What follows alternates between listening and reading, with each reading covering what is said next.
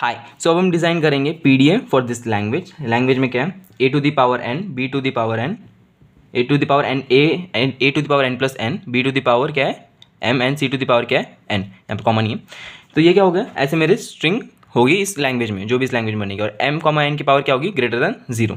सो यहाँ पे हम एक चीज़ नोटिस कर सकते हैं कि ए के उतने ही मतलब ए के उतने अकरेंसेज होंगे जितने बी और सी के मिला के होंगे। ठीक है, जैसे अगर मैं ये एग्जांपल लूँ, ए ट्रिपल टाइम है, बी एक टाइम है और सी 2 बार है।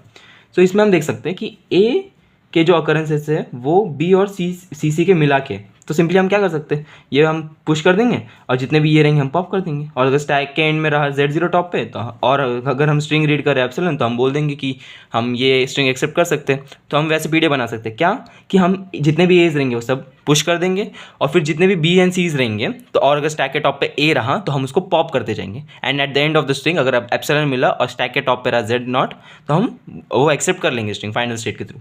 सो बस एक बार ट्राई रन कर लेते हैं। ए 2 3 4, बी 2 बार है, सी 3 बार है।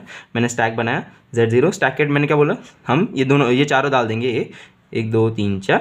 फिर हम क्या करेंगे, जब भी बी सी और सी रीड करेंगे हम पॉप करते जाएंगे। तो ये कैसे होगा, Z0 हो गया, बी रीड, ये वाला बी रीड करने के बाद में ए के पॉप किया, ये वाला बी रीड करने के बाद में एक और ए पॉप किया, Z0 ए, ये वाला सी रीड करने के बाद अगर टॉप पे ए रहा तो मेरे को क्या करना है, पॉप करना है। Z0 ए, वापस सी रीड किया मैंने, ये पॉप कर दिया, मेरा क्या बचा, यहाँ पे मैं रीड कर रहा हूँ एप्सिलॉन, मतलब क्योंकि स्ट्रिंग एंड हो चुकी है, एंड यहाँ पे मैं टॉप में रीड कर रहा हूँ Z0, मतलब ये स्ट्रिंग ये लैंग्वेज का पार्ट है, ये लैंग्वेज के अंदर एग्जिस्ट करती है, वो कंसिस्ट करती है। सो हम क्या करेंगे, हम Q0 से चालू करेंगे। हमारा क्या होगा, ये इनिशियल स्टेट।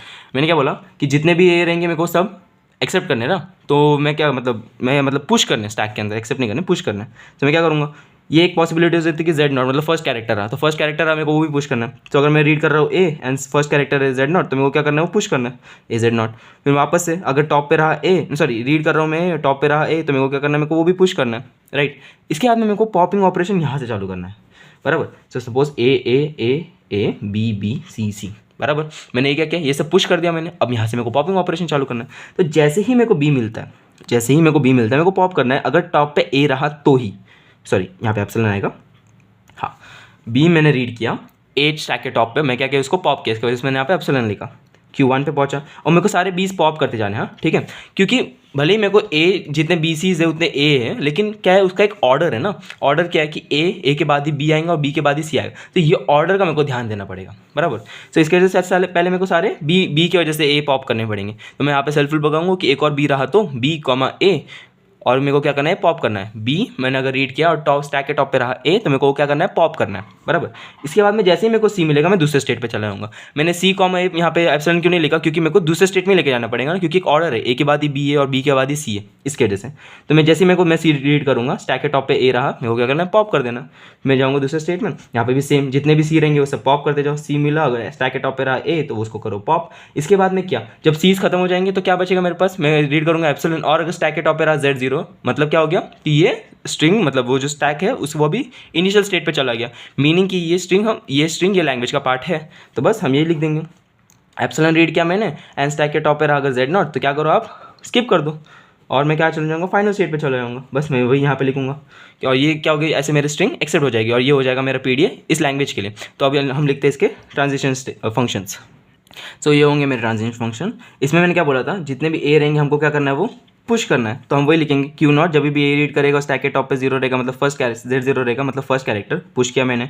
ए रीड करो और स्टैक के टॉप पे, तो मैंने उसको पुश कर दिया। जैसे ही मेरे को Q0 पे, मतलब इनिशियल स्टेट पे बी मिल गया, मैं Q1 पे चला गया था, एंड मैंने वहाँ पे बी रीड किया एंड स्टैक के टॉप पे, तो मेरे को पॉप करना था, बराबर। तो मैंने उसको पॉप किया। बी मैं Q1 पे तब तक रहूँगा जब तक सारे बी पॉप ना हो जाए, बी की वजह से ए पॉप्स ना हो जाए, इसकी वजह से।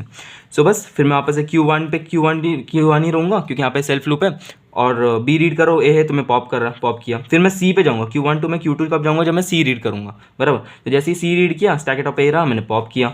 Q2 पे मैं सेल्फ लूप लगाया था, क्या कि सी जब तक रीड कर रहा हूँ, या मतलब सी रीड कर रहा हूँ, अगर ए रहा स्टैक के टॉप पे, तो मेरे को उसको पॉप करना है अगेन। फिर मैं उसी Q2 के स्टेट में रहेगा, और Q2 से मैं Q3 तब जाऊँगा जब मैंने रीड किया एप्सिलॉन, स्टैक के टॉप पे रहा Z0, मतलब कि स्टैक अपने इनिशियल स्टेट पे पहुंच चुका और स्ट्रिंग जो है वो खत्म हो चुकी है।